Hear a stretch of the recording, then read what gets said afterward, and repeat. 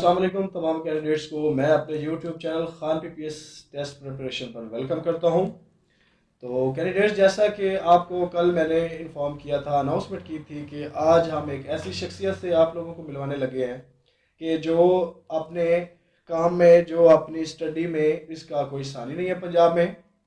तो आज के हमारे गेस्ट हसन अली साहब हैं, इस टाइम कस्टम इंस्पेक्टर एफबीआर में सर्व कर रहे हैं।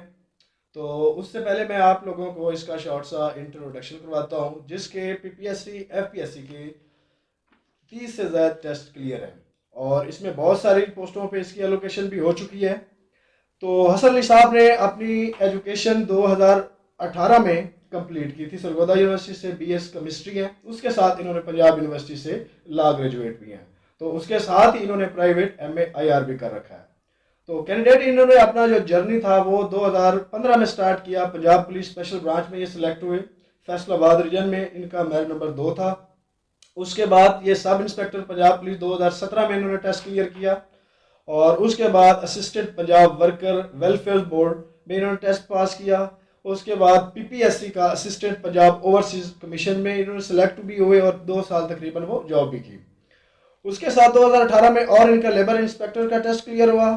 उसके साथ assistant mines and mineral department भी इन्होंने टेस्ट क्लियर पास किया और 2019 में नाजरीन इन्होंने असिस्टेंट डायरेक्टर आईएसआई जो मिनिस्ट्री ऑफ डिफेंस का एनटीएस के थ्रू हुआ था वो भी क्लियर किया। तो साथ ही कैंडिडेट्स इन्होंने मिनिस्ट्री ऑफ डिफेंस का सब इंस्पेक्टर भी क्लियर किया, traffic analysis ministry of defence का भी क्लियर किया और उसके बाद इन्होंने सब इंस्पेक्टर एफआईए का भी टेस्ट पास किया। तो नाजरीन, ये 2020 में इन्होंने लेक्चरर पॉलिटिकल साइंस में एजाजी पोजीशन के साथ रिटर्न में 83 मार्क्स लिए टेस्ट क्लियर किया और मैनेजर औकाफ 2020 दिसंबर में जो आई थी वो भी टेस्ट इन्होंने क्लियर किया। और इसके बाद इन्होंने जो अब पीपीएससी के रिसेंट रन चल रहे हैं इनके साथ भी इन्होंने हर टेस्ट जो भी दिया है वो इनका सारे टेस्ट पास है। तो नाज़रीन, अभी जो रिसेंटली तहसीलदार का एग्जाम इन्होंने क्लियर किया है, उसके साथ असिस्टेंट एसएन गेट का एग्जाम भी इनका क्लियर है और मैनेजर औकाफ का भी इन्होंने अभी रिसेंट टाइम में पीपीएससी का एग्जाम क्लियर किया है। तो नाज़रीन, ये थी इनकी पीपीएससी की अचीवमेंट्स जिसमें इन्होंने रिटर्न टेस्ट क्लियर किए। तो इसके साथ इन्होंने एफपीएससी में एजाजी पोजीशन के साथ टेस्ट क्लियर किए। तो जैसा कि आपको बताया कि इस टाइम ये एफबीआर में इंस्पेक्टर सर्व कर रहे हैं। तो ये एफबीआर में इंस्पेक्टर कस्टम्स पास किया, सिलेक्ट भी हुए। प्रिवेंटिव ऑफिसर एफबीआर वो भी क्लियर किया, डिस्ट्रिक्टिव था वो भी पास करके एलोकेशन मेरिट पे आए और इन्होंने अपॉइंटमेंट ऑर्डर भी हुआ। उसके बाद अप्राइजिंग ऑफिसर एफबीआर के थ्रू वो भी इन्होंने टेस्ट क्लियर किया। तो नाज़रीन, ये इनकी थी एफपीएससी की अचीवमेंट। तो आप चलते हैं हम अपने गेस्ट की तरफ कि वो अपना हमें बताएं कि ये सारी आपकी कामयाबी का राज कैसे है, क्योंकि आजकल जो अवाम है वो बहुत परेशान है, महंगाई का दौर है और लोगों का यही है कि हमसे एक टेस्ट भी पास नहीं हो रहा। तो इन्होंने इतने ज़्यादा टेस्ट कैसे क्लियर कर लिए, इन्होंने क्या मेथडोलॉजी, क्या तरीक़ेकार था? Sir, you are lucky having so much test clear PPSC and FPSC. Sir, अस्सलाम वालेकुम। वालेकुम अस्सलाम। सबसे पहले सर मैं आपको इस फोरम पे वेलकम करता हूँ। थैंक यू वदीक भाई। तो सबसे पहले हसन अली साहब से मैं ये पूछूंगा कि अपना हमें एक ब्रीफ सा इंट्रोडक्शन, मैंने आपको करवा तो दिया लेकिन एक इंट्रोडक्शन ब्रीफ सा इनके ज़बानी हम सुनते हैं। जी हसन साहब, आपका क्या इंट्रोडक्शन है, आप कहाँ से बिलोंग करते हैं? और जी, तो नाजरीन, मेरा नाम हसन अली है। मैं डिस्ट्रिक्ट चिन्योट से बिलोंग करता हूँ। साथ में एक छोटा सा गांव है, वहाँ से ताल्लुक़ मेरा चक नंबर 101। और उसके अलावा जहाँ तक मेरी स्टडी का ताल्लुक़ है, मैंने बीएस केमिस्ट्री किया हुआ है यूनिवर्सिटी ऑफ सरगोदा से। तो जैसे कि नदीम भाई ने तारुफ करवाया कि मैंने साथ में लॉ और एम इंटरनेशनल रिलेशन भी किया हुआ है। दरअसल लॉ और इंटरनेशनल रिलेशन मैंने अपने शौक़ की वजह से किए, क्योंकि जब मैं केमिस्ट्री कर रहा था तो मुझे लगा कि मैं इसमें ज़्यादा इफेक्टिव साबित नहीं हो सकता।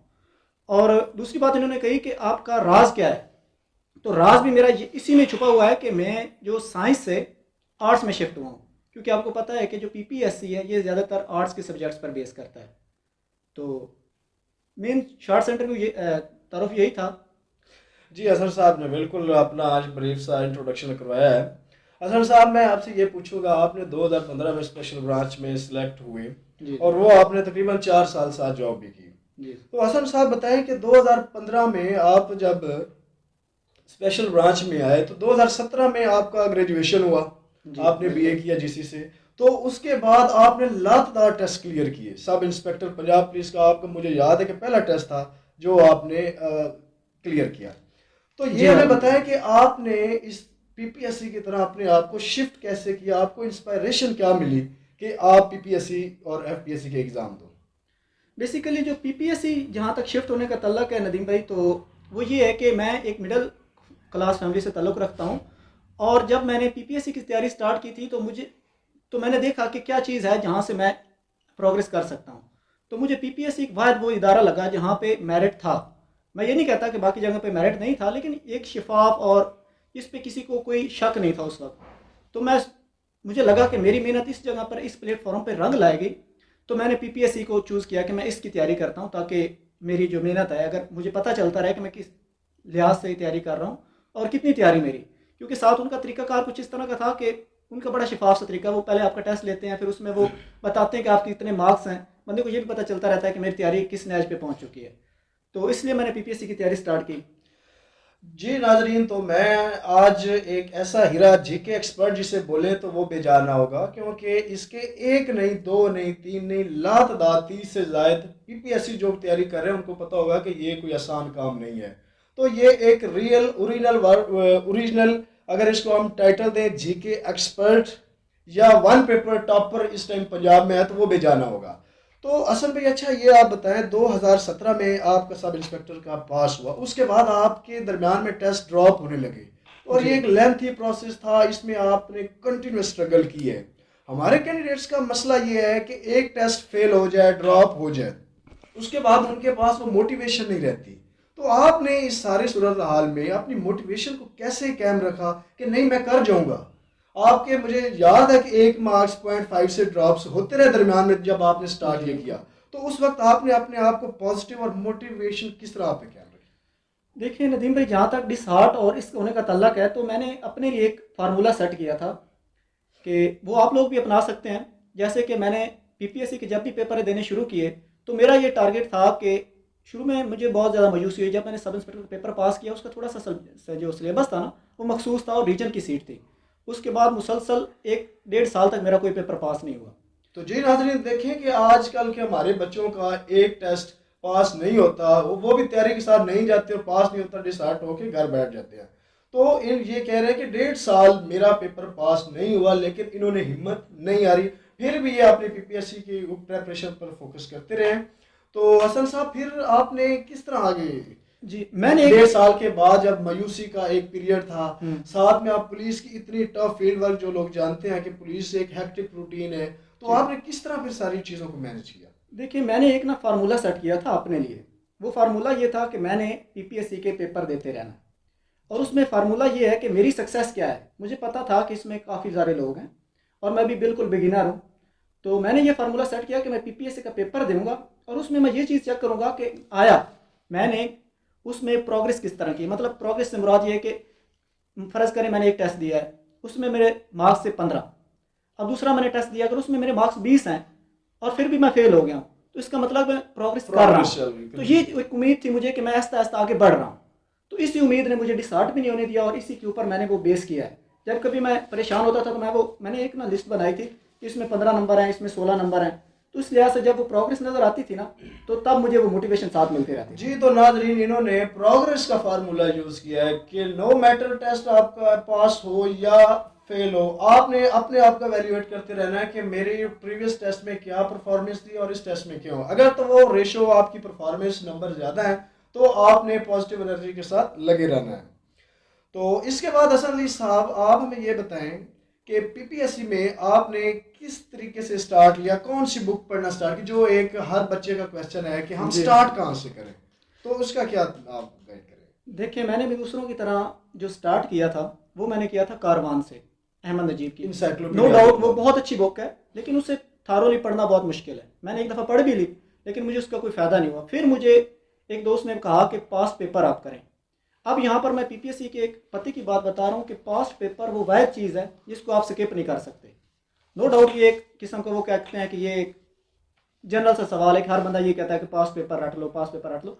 पास पेपर अलोन कुछ नहीं है, लेकिन ये है कि आप पास पेपर के साथ साथ दूसरी चीज़ें करें। तो लेकिन नाज़रीन पास को आप ये भी बताएं कि पास पेपर के साथ उसमें स्टैटिक डाटा हमें मिलता है, तो उसमें जो बच्चा पास पेपर को अच्छी तरीके से रीड भी कर ले, उसका 50 से 60 के दरमियान मैक्सिमम स्कोर आएगा। जी बिल्कुल ऐसे ही तो होता है। आपने साथ करंट अफेयर चीज़ें होती हैं और न्यू अपडेटेड जो जनरल नॉलेज है उसको आपने कैसे तैयार किया? जी बिल्कुल नदीम भाई, मैं उसी तरफ आ रहा हूँ। देखिए, जब आप पास पेपर कर लेते हैं तो आपके जो नंबर है ना, काफ़ी सारे एक्सपायरेंट ने ये नोट भी किया होगा कि उनके नंबर 50 60, कुछ के तो 65 भी चले जाते हैं, लेकिन मेरिट रुकता है 70 पे। तो उस पे मैं आपको ये बताता हूँ कि तब आपने ये देखना है कि इन पीपीएससी का जो क्राइटेरिया है उसमें क्या चीज़ें लाई कर रही हैं।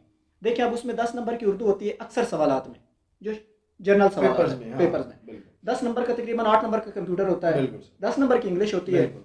इसी लिहाज से बाकी इस्लामियात और हाँ, पाक पोर्शन वाइज और 10 नंबर 7 8 करंट पोर्शन अफेयर होते होते हैं, हैं। बिल्कुल अब आपने ये चीज़ें देखनी कि हम ये 10 10 नंबर कहाँ से करते गेन हैं, कर क्लियर सकते करते हैं। हैं।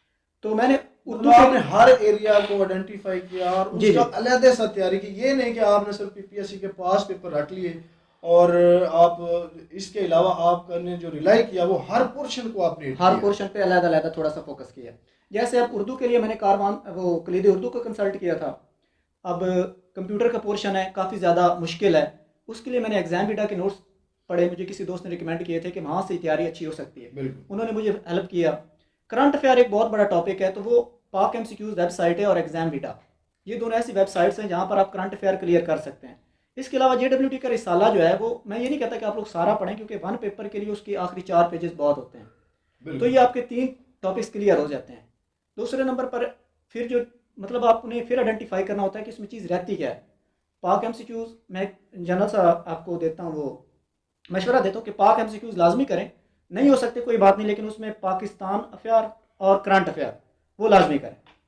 जी बिल्कुल। पाकिस्तान अफेयर में उसमें आपका जीके भी जो पाकिस्तान के रेलिवेंट है वो भी क्लियर हो जाएगा जी और साथ करंट अफेयर भी। तो नाजरीन, हसन अली साहब ने पीएमएस 2020 में अटैम्प्ट ली। तो हसन अली साहब पीएमएस जीके में टॉपर थे, पंजाब में 71 मार्क्स थे। तो नाजरीन, जैसा कि आपको मालूम है कि पीपीएससी ने अपने स्टेटिस्टिक्स शो किए हैं, उसमें जस्ट 20% कैंडिडेट्स पास कर सके। जीके में एक बहुत बड़ी तादाद जीके में फेल हुई है। तो हम अभी क्योंकि रिसेंटली पीएमएस अनाउंस हो चुके हैं पंजाब में, तो हम इनसे पूछेंगे कि ये जो हमारे व्यूवर्स पीएमएस के हैं वो अगर पीएमएस देना चाह रहे हैं तो जीके को किस तरह तैयार किए, मैक्सिमम मार्क्स किस तरह वो जीके में ले सकते हैं। जी सर। जी। अब चूंकि आपने बताया कि कल पीएमएस की एडवर्टाइजमेंट आ चुकी है, तो उसमें 2 तरह के लोग होंगे। एक वो लोग हैं जो मेरी तरह के वन होंगे, पेपर के वन होंगे। पेपर वाले लोग। ठीक है। उनको तो मैं ये एडवाइस करूंगा कि जहाँ से वो तैयारी कर रहे हैं ठीक वही करते रहें। ठीक है। और उसके साथ जो उनके पास मतलब वो एक्स्ट्रा पोर्शन मैंने उन्हें 4 5 टॉपिक बता दिए हैं वो कर लें, और साथ में अपनी दूसरी तैयारी पे फोकस करें। ठीक है। अब दूसरे लोग हैं जो बिगिनर हैं, यानी कि जो सीएसएस के होते हैं ना, लेकिन नो डाउट मोस्टली क्लियर उनका ही होता है क्योंकि ऐसे उनका निकल जाता है। तो अब उनको एलोकेशन का मसला होता है। अब उन्होंने यहाँ से जीके में अपनी एलोकेशन बनानी है, तो उनके लिए बिल्कुल मैं यही कहूँगा कि जो मैंने पहले बताया पास पेपर वो कर लें, और उसके साथ साथ यही करंट अफेयर का ले रिसाला कलीद बिल्कुल। उर्दू को, क्योंकि वो लाजमी सब्जेक्ट भी है, वो कर लें। साथ में एग्जाम विडा के छोटे नोट्स हैं वो कंसल्ट कर लें, तो उम्मीद है कि उनके जीके के नंबर भी काफ़ी अच्छे आ जाएंगे। जी, तो नाजरीन, आपको हमने जो इससे मेन चीज़ सीखी है कि जो बंदा वन पेपर में अच्छा परफॉर्म कर रहा है तो वो जीके जो पीएमएस का है उसमें भी अच्छा जीके परफॉर्म उसका निकल डेफिनेटली जाएगा। करेगा। जी बिल्कुल। तो नाजरीन, जो अभी न्यू पीएमएस में के एस्पायरेंट हैं उनको भी चाहिए कि पास पेपर करें, इल्मी का जीके कैप्सूल है वो भी जी कंसल्ट करें और जो डिफरेंट सोर्सेज असर साहब ने बताया वो भी करें। तो नाजरीन, जो अब हम लेक्चर के जो कैंडिडेट्स हैं उनके लिए एक हमने अलहदा से तरतीब दिया था, क्योंकि अभी लेक्चर की जॉब्स अनाउंस हो भी चुकी हैं और हो भी रही हैं। तो इन्होंने आईआर में मास्टर किया था, तो लेक्चर पॉलिटिकल साइंस 2020 में इन्होंने अप्लाई किया। तो इन्होंने पंजाब में रिटन टेस्ट में टॉपर थे, लेक्चर पॉलिटिकल साइंस में 83 मार्क्स थे। तो हम उनसे पूछेंगे कि लेक्चर की आपने इस तरह कैसे तैयारी की, ये आम बंदे के लिए तो पॉसिबल हम सोच के कि इतने नंबर कैसे 83 पीपीएस में नेगेटिव मार्किंग, तो आपने कैसे 83 मार्क्स लेक्चर में ले ली पोल साइंस में। देखिए, बेसिकली बाकी जो लेक्चर्स का है वो तो मुझे इतना खास आइडिया नहीं है, क्योंकि मेरी जो मेन सब्जेक्ट केमिस्ट्री था वो फेल हो गया। लेकिन जो पॉलिटिकल साइंस से जहाँ तक तल्लुक़ है, तो वहाँ काफ़ी चीज़ें यही बेस कर रही होती हैं, क्योंकि पॉलिटिकल साइंस में आपको करंट अफेयर, पाकिस्तान अफेयर और ये लॉ वगैरह उस पर बेस करता है, यानी कि जो वो पाकिस्तान का करंट कॉन्स्टिट्यूशन है और जो करंट इवेंट्स हो रहे होते हैं। तो इसलिए मेरी ये जो पॉलिटिकल साइंस के स्टूडेंट हैं, पाक स्टडी के स्टूडेंट हैं, इंटरनेशनल रिलेशन के स्टूडेंट हैं, उनके लिए यही राय है कि वो उसी चीज़ को कंटिन्यू करें और साथ में कोई एक बुक ले लें। ये नहीं कि सारा चीज़ें सब्जेक्ट क्लियर करें, क्योंकि ये ऐसे सब्जेक्ट हैं जिनको आप लोगों ने थारोली करेंगे तो अंदर ही अंदर चले जाएंगे। ये बहुत ज़्यादा वसी नॉलेज है। कोई एक सब्जेक्ट ले लें उसके साथ साथ ये बाकी तैयारी जो है इसके ऊपर फोकस करें, यानी बाकी तैयारी को भी साथ कंटिन्यू रखें। ये आपको तकरीबन 50% उसमें फ़ायदा दे जाएगी, पाक स्टडी में, इंटरनेशनल रिलेशन में और पॉलिटिकल साइंस में। ये जो तीनों बिल्कुल। स्टूडेंट्स हैं इनके। तो जी नाजरीन, जैसा कि मैंने आपको इंट्रोडक्शन में बताया कि हसन अली साहब ने जॉब के साथ इस सारे प्रोसेस को अचीव किया है। तो हमारे बहुत सारे एस्पेरेंट जो हैं वो जॉब के साथ ये प्रेपरेशन करते हैं। उनका ये क्वेश्चन होता है कि हम जॉब के साथ अपनी पीपीएससी या एफपीएससी की तैयारी को किस तरह मैनेज करें। जी आपकी क्या स्ट्रेटजी थी स्मार्ट स्टडी पे? आप क्या मतलब किस तरह अपनी करती थी? टाइम स्केड्यूल क्या था? जी तो ये बिल्कुल। काइंडली आप जो हमारे जॉब वाले एस्पेरेंट हैं उनको लिए गाइड करें। जी नदीम भाई देखें, नो डाउट आज के दौर में जॉब जो है वो करना, जब आप ग्रेजुएशन कर लेते हैं तो आपकी पहली ज़रूरत होती है कि आपने जॉब तैयार हासिल करनी है। जब आपको जॉब हासिल हो जाती है तो आपको तैयारी करना काफ़ी मुश्किल होता है। मैं ये तो नहीं कहता कि वहाँ पर काफ़ी तैयारी हो जाती है, लेकिन बंदा अगर टाइम मेंटेन करना चाहे तो कर सकता है। उसके लिए एक छोटा सा फार्मूला है कि 1-2 घंटे इंसान निकाल लेता है, वो आप रखें हार्ड फॉर्म के लिए, यानी कि जो बुक्स वगैरह हैं इन चीज़ों के लिए। बाकी मैंने कुछ सॉफ्ट फॉर्म के लिए बताया, कुछ वेबसाइट्स हैं। दफ्तर में बैठे हो जब आपको फ्री टाइम मिलता है, जो कोई रिसर्च है, तो साथ में उनको थोड़ा थोड़ा कंसल्ट करते रहें। पीपीएससी जनरल बेसिकली जो जनरल नॉलेज है ये आपका वो है, शौक की बात है। ये आपने थोड़ी थोड़ी चीज़ साथ में इकट्ठे करते रहना, ये आपको daily learning, slow daily learning, learning, आपने स्लो स्लो लर्निंग एंड इसे स्टडी कहते हैं। आपने मतलब ये नहीं कंसिस्ट है कि आप एकदम से जी बिल्कुल पीपीएससी में आए हैं और आपने का दिल हो कि दो बिल्कुल महीने जी बिल्कुल। 3 महीने में मैं तैयारी करूंगा और एक्सेल कर लूँ। कंसिस्टेंसी बहुत हाँ, ज़रूरी है। कंसिस्टेंसी इसके लिए बहुत ज़रूरी है। तो जी नाजरीन, पहले हमने हसन अली साहब से पूछा है कि आपने पीपीएससी के तरीक़ाकार तैयारी का क्या था, आपने किस तरह पीपीएससी की तैयारी की। जी तो नाजरीन, साथ ही पीपीएससी के अलावा हसन अली साहब के एफपीएससी के भी लातादार टेस्ट क्लियर हुए। चूँकि एफपीएससी का टेस्ट पैटर्न अलहदा है, नेगेटिव मार्किंग नहीं है, नन ऑफ दीज उसका शुरू से ही था जिस जिस जी टाइम आपके टेस्ट क्लियर थे। तो अभी आप जो जॉब कर रहे हैं वो भी एफपीएससी के थ्रू ही है, उसका नाज़रीन आपको पता है पेपर पैटर्न अलहदा है। तो आपने हसन साहब ये ऑडियंस को बताएं कि एफपीएससी में जब शिफ्ट किया तो उसकी आपने साथ पीपीएससी की कैसे तैयारी की? देखिए, अब ना यहाँ पर मैं एक बात शेयर करता चलूँ कि लोगों को अंदर ना ये कंसेप्शन होती है कि अभी लेक्चरर का पेपर आ गया है। जैसे मैंने पहले कहा कि लेक्चरर आपने तैयार करना है, लेकिन साथ में आपने वो तैयारी नहीं छोड़नी जो पहले आप तैयारी कर रहे हैं, क्योंकि वन वो चीज़ पेपर की। साथ में हेल्प करती है। अब कुछ लोग ये करते हैं कि एफपीएससी आ गया, उसका सिलेबस देखा तो वही उसको लग गया, शुरू हो गया ये वो। अब चीज़ आप गौर करें कि एफपीएससी का सिलेबस है क्या। उसके दो पोर्शन होते हैं अभी जो उन्होंने कर दिया ना, जो मेन सब्जेक्ट्स हैं। जैसे बिल्कुल। हमारी एलोकेशन हुई थी तो हमारे दो पेपर होते, एक ऑब्जेक्टिव हुआ था डिस्क्रिप्टिव भी और एक आपका होगा। डिस्क्रिप्टिव हुआ था। पहले आते हैं ऑब्जेक्टिव की तरफ। तो ऑब्जेक्टिव में उनके 5 पोर्शन होते हैं, कभी कभी 6 भी बना देते हैं। उसमें पाकिस्तान अफेयर है, वो आपका पहले पीपीएससी में आप क्लियर कर रहे हैं। ये कोई साइंस नहीं कि उसके लिए अलहदा से तैयारी करनी बिल्कुल। है, लेकिन उसके लिए मजीद आपको थोड़ा सा प्रिसाइज हो जाना होता है। ठीक है। यानी कि आपको वो चीज़ें जो लंबी होती हैं वहाँ नहीं तैयार करनी पड़ती, साथ साथ वो तैयारी करें आप जो पहले ठीक है। पीपीएससी की कर रहे हैं। ठीक है। लेकिन जब पेपर नज़दीक आ जाए थोड़ा सा प्रिसाइज हो जाए। ठीक है, एफपीएससी के सिलेबस के हाँ, अकॉर्डिंग। लेकिन अब जो मैंने तैयारी की थी, मैंने ये किया था कि मैंने चीज़ को ड्रॉप नहीं किया था कि मैं एफपीएससी की तैयारी कर रहा हूँ साथ पीपीएससी को छोड़ दूँ। ठीक है। आप लोग जो न्यू एस्पायरेंट है, आप लोगों ने ये करना है कि एक चीज़ जो है, जो मौजूदा टेस्ट है, उसको थोड़ा सा प्रायोरिटी में ऊपर कर लेना है। यानी उसको 60% दे दें, मतलब 60 मिनट्स उसको दे दें, 40 मिनट्स उसको दे दें। तो ये कंटिन्यूसली तैयारी होती है जिसमें आपने प्रायोरिटी शिफ्ट करनी होती हैं कुछ वक्त के लिए। जब एफपीएससी का पेपर आता है तो मज़ीद प्रिसाइज हो जाए। पीपीएससी से एफपीएससी का वन पेपर पास करना आसान है, ठीक है। क्योंकि पीपीएससी बहुत ज़्यादा वसी सब्जेक्ट है, लेकिन एफपीएससी एक वो क्या कहते हैं उसे, एक डायमेंशन के अंदर पेपर वो एक बनाती है। डायमेंशन के अंदर बनाते हैं। और दूसरा ये कि उनके ऊपर मजीद उन्होंने दायरा तंग कर दिया, बिल्कुल। मखसूस कर दिया कि 20 नंबर के सवाल ये आने ही आने। ठीक है। ठीक है। तो उसमें कंप्यूटर होता है, पाक स्टडी होती है, इस्लामियात होता है, बिल्कुल। इंग्लिश होती है, मतलब वही बिल्कुल, सारा करंट सब्जेक्ट है। अफेयर हो गया, उसमें कोई इंग्लिश इतनी हो गया। साइंस नहीं है। बिल्कुल। तो हसन अली साहब ये बताएं कि पीपीएससी में तो ऐसा डिस्क्रिप्टिव वाला सीन नहीं है वन पेपर में, जो अभी आप रिसेंट जॉब कर जी रहे हैं कस्टम इंस्पेक्टर, इसमें आपका डिस्क्रिप्टिव भी हुआ था। जी अभी बहुत सारे कैंडिडेट्स ने कस्टम इंस्पेक्टर और अप्राइजल ऑफिसर के लिए अप्लाई किया, उन सब का डिस्क्रिप्टिव भी होगा।